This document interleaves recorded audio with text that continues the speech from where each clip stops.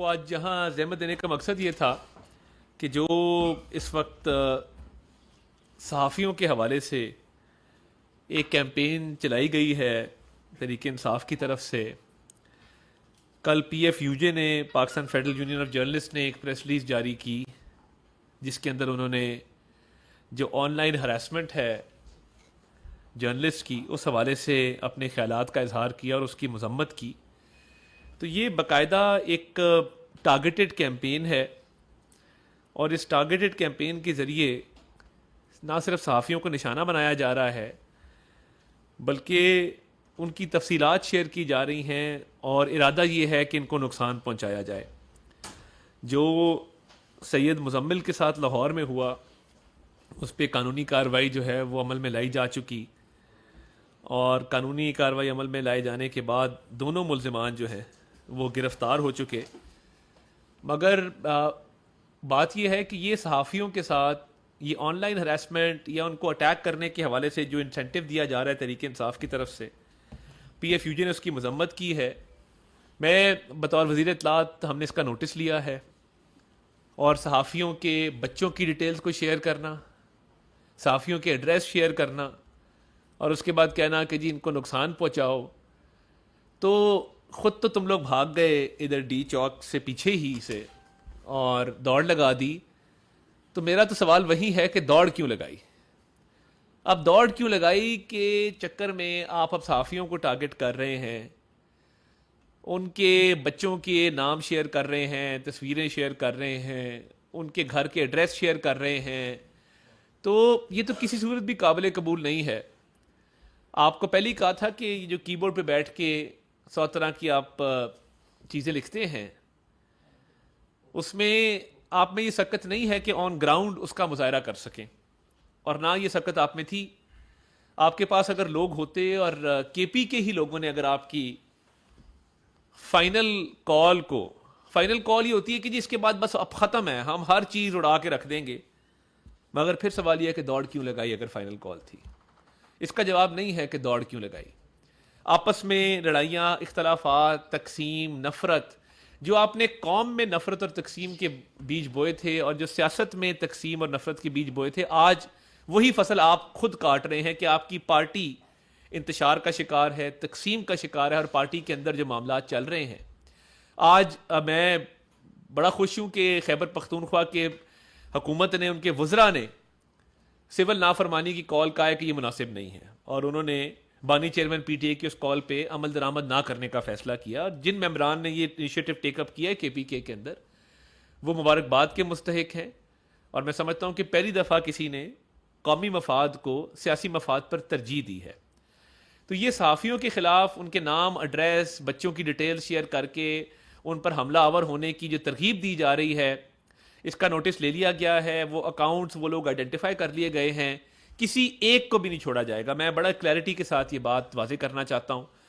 جو کوئی اس کے پیچھے، اور دیکھیے کچھ لوگ ہیں جو صحافت کی گارب میں وہ اپنا سکور سیٹل کر رہے ہیں، وہ اپنی ہی برادری کے لوگوں کے خلاف اس کیمپین میں ملوث ہیں.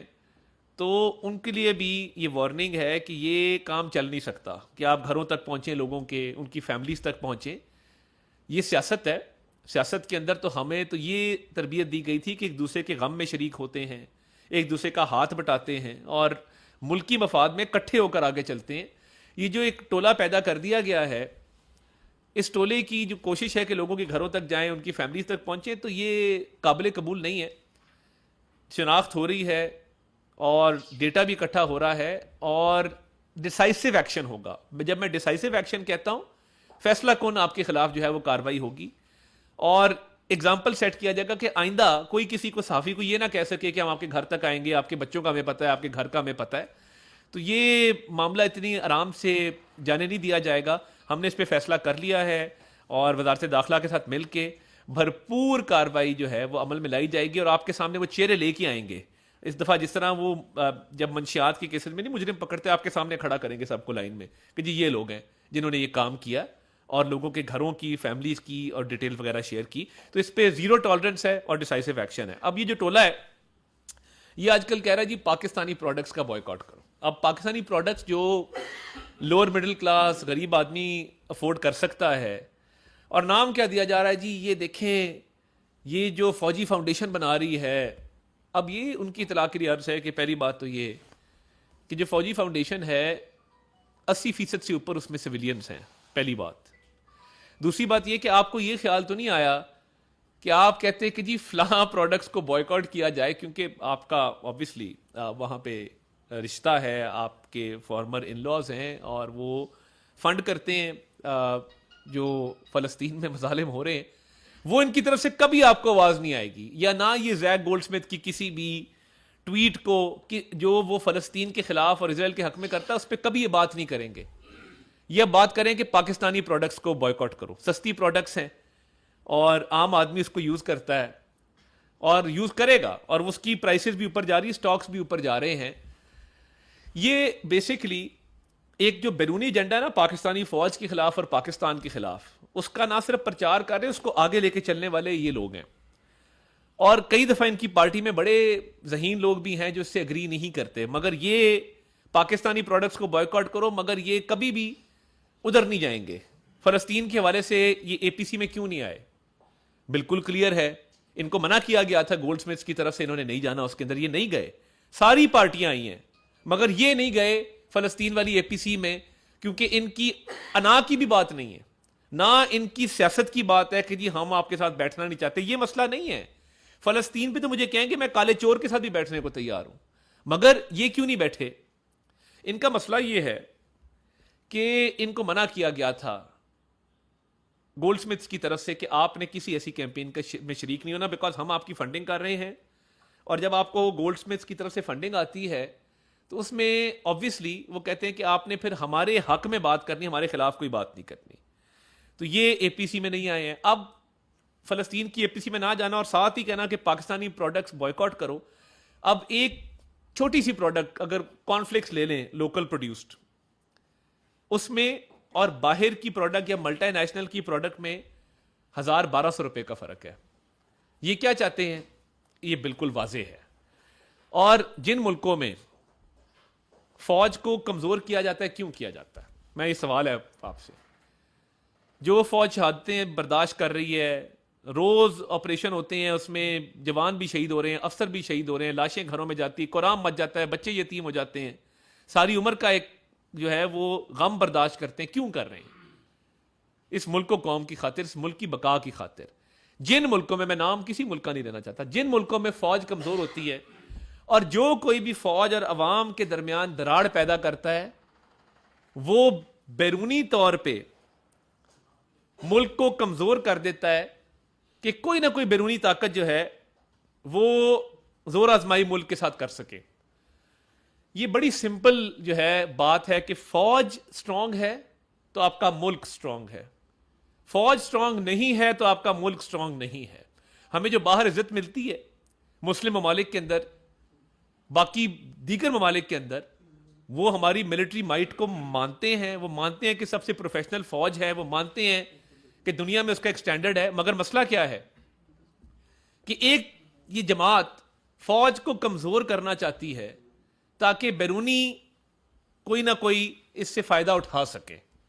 اتنی کمزور تو فوج کبھی بھی نہیں تھی نا بھائی جتنا آپ کرنا چاہتے ہیں، جو دراڑ پیدا کرنا چاہتے ہیں. آپ کا ایجنڈا ہمیں پتہ ہے کہ آپ کیوں گولڈ سمتھس کے کہنے پہ آپریشن گولڈ سمتھ بڑا پوری دنیا کو پتہ ہے اس بات کا، مگر آپ یہ کیوں کرنا چاہ رہے ہیں؟ آپ چاہتے ہیں کہ ملک کے اندر انتشار ہو. 9 مئی کو کیا کوشش تھی؟ 9 مئی کو کبھی آپ کو بھولنے نہیں دیں گے ہم. 9 مئی اور 26 نومبر کو کوشش یہی تھی ملک کے اندر اتنی انارکی، اتنا انتشار پھیلا دو، فوج کو کمزور کرو، لوگوں کو فوج کے خلاف اکساؤ تاکہ بیرونی طاقتیں اس کا فائدہ اٹھا سکیں. یہ بالکل کلیئر ان کی پالیسی ہے. تو کل بھی وزیر اعظم نے لا اینڈ آرڈر کی میٹنگ لی، انتشار پھیلانے والے کسی ایک شخص کو بھی نہیں چھوڑا جائے گا. یہ بالکل کلیئر ہے. آئندہ یہ جرت نہیں کریں گے کیونکہ دوڑ یہ لگا چکے، بھاگ چکے ہیں.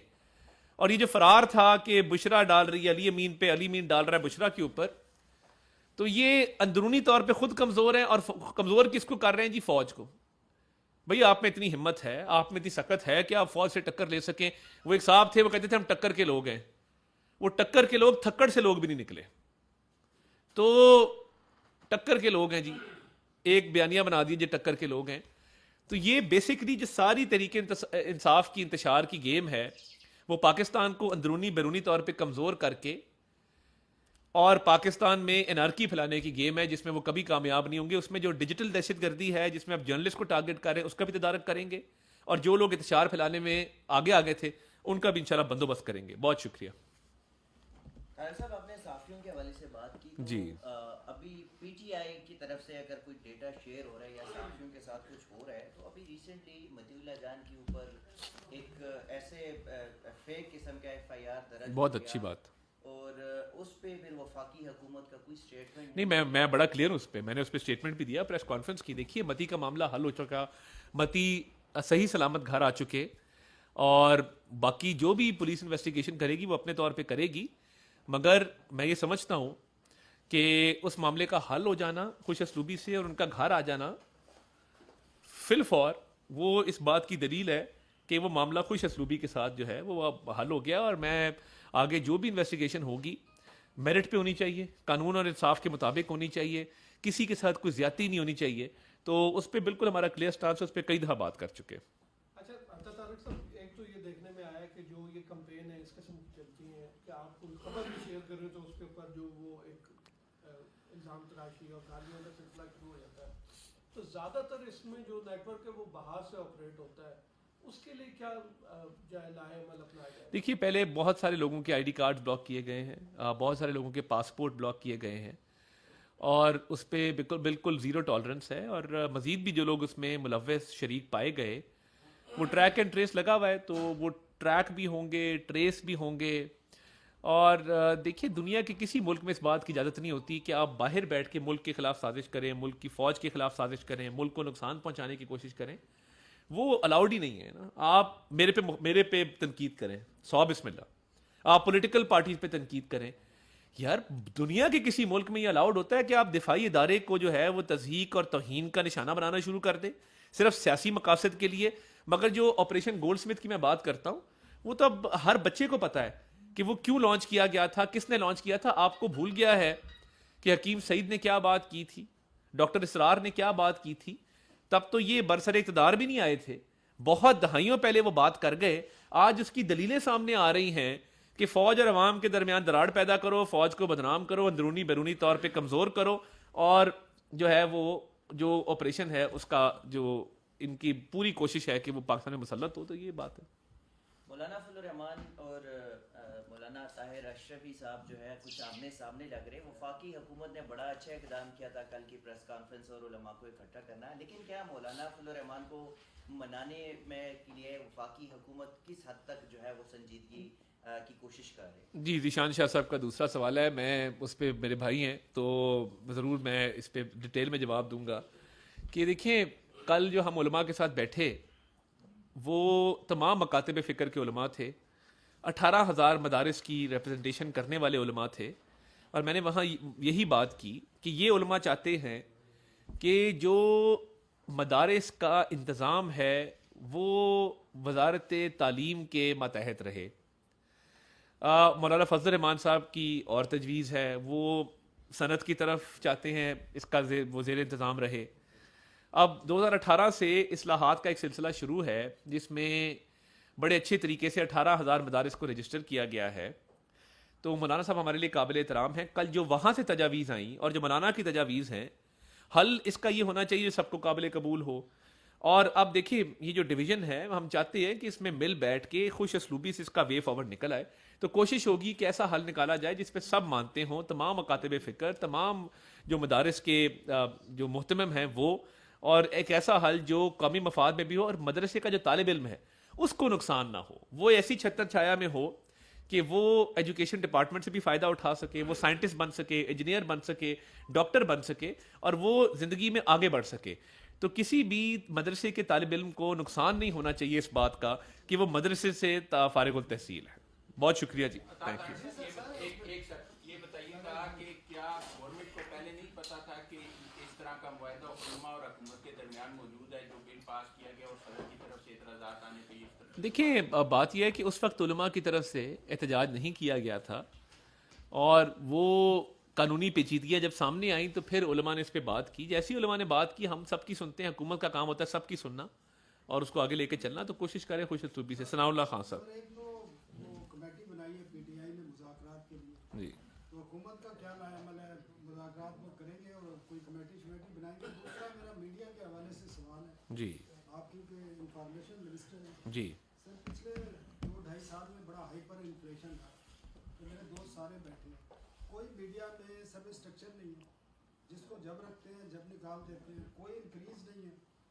اور جو ایک وہ سیکٹر ہے جس میں ہزاروں سے صحافیوں نے پلاٹ اپلائی کیے ہوئے تھے, وہ ایک کمیٹی بنی تھی, ایک ہی گروپ تھی, اب اس کی جو ریویو کمیٹی بنی ہے وہ بھی انہی لوگوں پر مشتمل ہے, تو یہ زیادتی ہے, اس میں بڑی بیکاری. اس میں نمائندگی دے دیتے ہیں, مجھے تو کوئی اعتراض نہیں ہے. میں بتا رہا ہوں اس میں وہی لوگ شامل جنہوں نے وہ لسٹ بنائی ہے, اپروو کی ہے, وہی لوگ اس کو ریویو کر رہے ہیں. یہ بالکل زیادتی ہے, اس کو کم از کم ٹرانسپیرنٹ ہونا چاہیے, اور جو ایسے لوگ اس میں شامل کرنے چاہیے وہ کسی سیاست میں یا گروپ میں شامل. جی بہت اچھا, آپ تجاویز دے دیں اس پہ ریٹن, ہم اس میں لوگوں کو شامل کر لیتے ہیں. اور دیکھیے میں بار بار پی بی اے سے بھی یہ ریکویسٹ کی, اے پی این ایس سے بھی یہ ریکویسٹ کی کہ دیکھیں ہم نے واجبات ادا کیے پچھلے 2-2.5 سال کے, ہم نے باقی بھی کوشش کی کہ دونوں سیکٹرز پہ, اخبار پہ کوئی ٹیکس نہیں لگنے دیا, ٹیلی ویژن کے اوپر کوئی ٹیکس نہیں لگنے دیا, اور اس سے بزنس کو فائدہ ہوا. تو یہ اب پی بی اے کو چاہیے, اے پی این ایس کو چاہیے کہ وہ تنخواہوں کی بر وقت ادائیگی بھی کریں, سروس اسٹرکچر بھی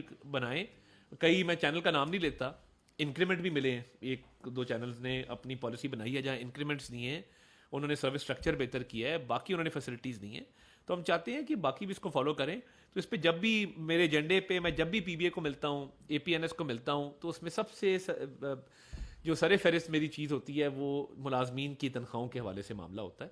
تو انشاءاللہ تعالیٰ اس کو دیکھیں گے. اور مذاکرات کے حوالے سے ابھی تک پتہ نہیں ہے کہ یہ مذاکرات ہیں یا مذاکرات ہیں, ابھی دیکھتے ہیں اس کا کیا بنتا ہے.